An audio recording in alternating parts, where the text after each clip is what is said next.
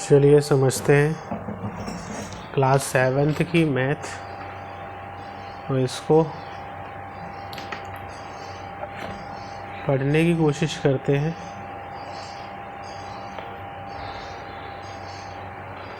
बस 1 minute रुकिएगा।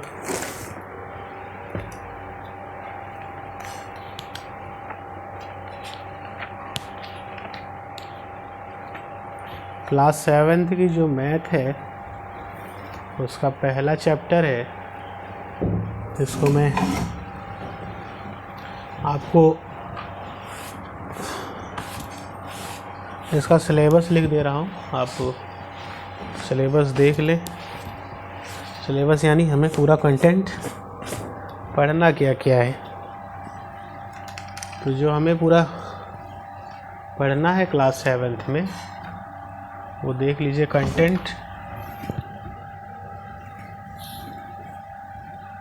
Content को समझिए बेटा।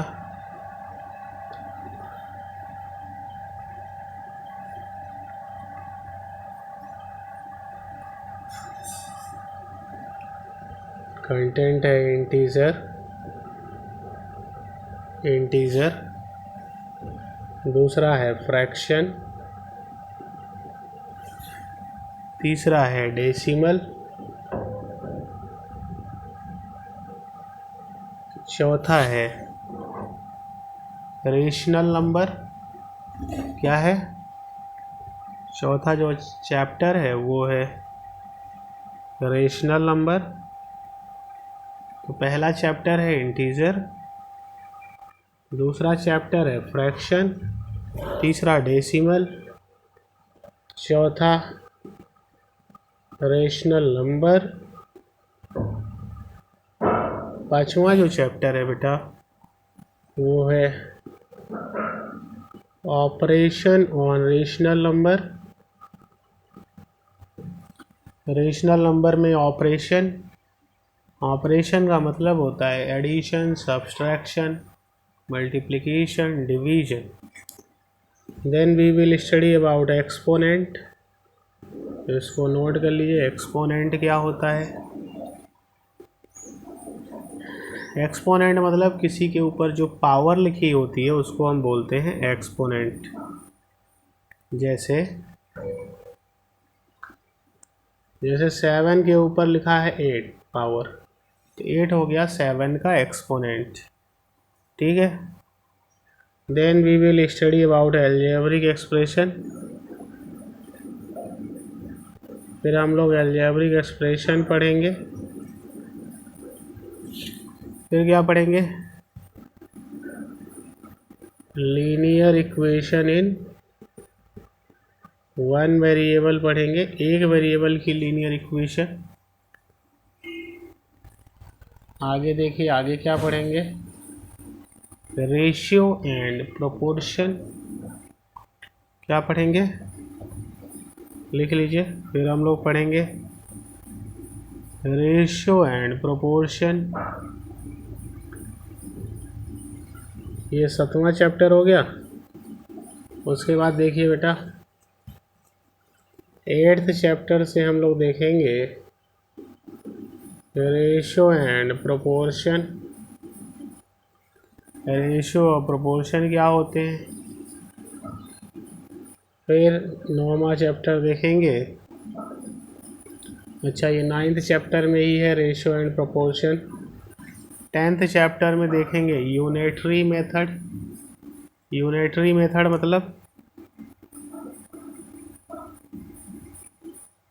जैसे 10 चीज़ की कीमत पता है तो एक चीज़ की कितनी होगी। यूनिटरी मतलब एक चीज़ की। फिर परसेंटेज देखेंगे, परसेंट कैसे निकालते हैं। फिर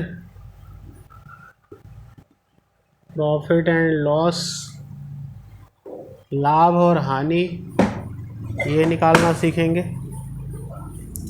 कि प्रॉफिट और लॉस कैसे निकालते हैं। सिंपल इंटरेस्ट क्या होता है, जिसको हम साधारण ब्याज कहते हैं। क्या पढ़ेंगे बेटा? सिंपल इंटरेस्ट, जिसको हम बोलते हैं साधारण ब्याज। तो यहाँ पे लिख लें सिंपल इंटरेस्ट, जिसको हम बोलते हैं साधारण ब्याज। फिर हम देखेंगे लाइंस एंड एंगल्स, हेडिंग डाल लीजिए, लाइंस एंड एंगल्स देखेंगे। उसके बाद अपन लोग देखेंगे प्रॉपर्टीज ऑफ ट्रायंगल, ट्रायंगल की प्रॉपर्टीज देखेंगे कि ट्रायंगल में क्या प्रॉपर्टीज होती है बेटा। फिर हम देखेंगे कॉन्ग्रुएंस, कंस्ट्रक्शन, क्या देखेंगे बेटा, कॉन्ग्रुएंसी क्या होती है, कंस्ट्रक्शन क्या होता है। तो देखिए कॉन्ग्रुएंस क्या होता है,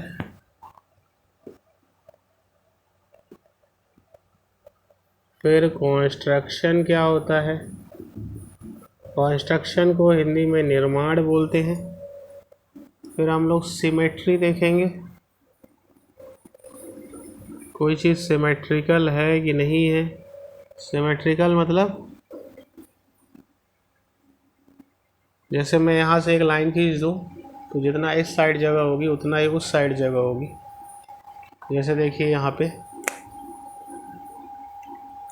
ये पेन है, अगर मैं यहाँ से एक चाकू से काट दूँ ऐसे, तो जितना हिस्सा इधर होगा उतना हिस्सा इधर होगा। इसको बोलते हैं सिमेट्री। सिमेट्री यानी समान, जो हिस्सा इधर वही हिस्सा इधर। देन हम लोग पढ़ेंगे visualising solid shape. Solid shape को कैसे विजुलाइज करते हैं, विजुलाइज करना मतलब देखना, सॉलिड आकारों को देखना। तो लिख लीजिए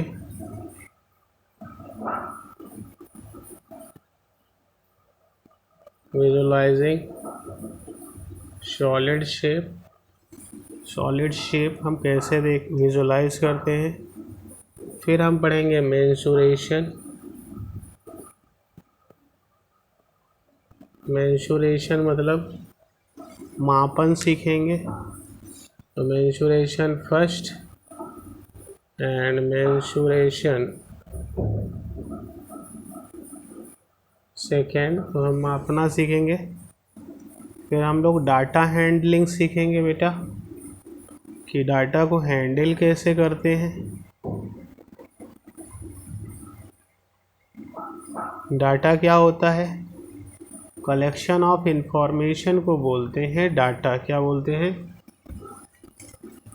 तो डाटा क्या है, लिख लें कलेक्शन ऑफ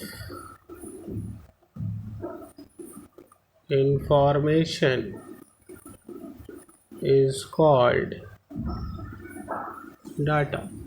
सूचनाओं को कलेक्ट करना क्या कहलाता है, डाटा कहलाता है।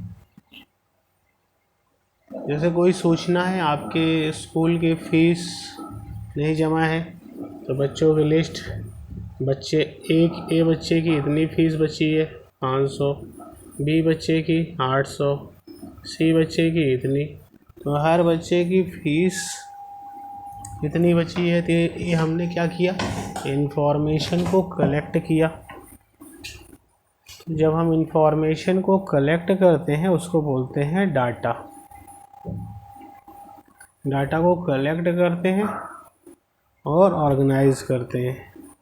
फिर हम सेंट्रल वैल्यू निकालना सीखेंगे। सेंट्रल वैल्यू मतलब कोई डाटा दिया है, उसकी सेंट्रल वैल्यू निकालेंगे। सेंट्रल वैल्यू मतलब एवरेज निकालना। सेंट्रल वैल्यू मतलब एवरेज निकालना सीखेंगे, किसी डाटा का एवरेज कैसे निकालते हैं। तो देखिए, तो डाटा हैंडलिंग मतलब to find the average, to find the to find the average, average निकालना सीखेंगे। ठीक है, कंस्ट्रक्शन ऑफ बार ग्राफ बनाएंगे, बार ग्राफ बनाना सीखेंगे। बार ग्राफ क्या होता है, ऐसे वर्टिकल लाइन रॉड के फॉर्म में हम ग्राफ बनाते हैं, उसको बोलते हैं बार ग्राफ। ठीक है, लास्ट में हम प्रोबेबिलिटी देखेंगे। तो देखिए ऐसे ऐसे वर्टिकल रॉड के फॉर्म में हम ग्राफ बनाते हैं, जिसको क्या बोलते हैं बेटा, बार ग्राफ। लास्ट में हम लोग क्या देखेंगे, प्रोबेबिलिटी। लास्ट में क्या देखेंगे, प्रोबेबिलिटी। तो चलिए आगे चलते हैं। तो ये हमारा प्रोबेबिलिटी क्या होता है, किसी भी इवेंट के होने में जो क्लियरिटी नहीं रहती, कोई भी इवेंट होने वाला है, आप श्योर नहीं हो कि वो इवेंट होगा ही या नहीं होगा। तो किसी इवेंट के होने में जो अनसर्टेनिटी रहती है, किसी इवेंट के होने में जो अनसर्टेनिटी रहती है, उसको बोलते हैं probability. Uncertainty in any event is called probability. लिख लीजिए, किसी इवेंट में के होने में जो अनसर्टेनिटी रहती है, इसको लिख लीजिए, अनसर्टेनिटी इन द इवेंट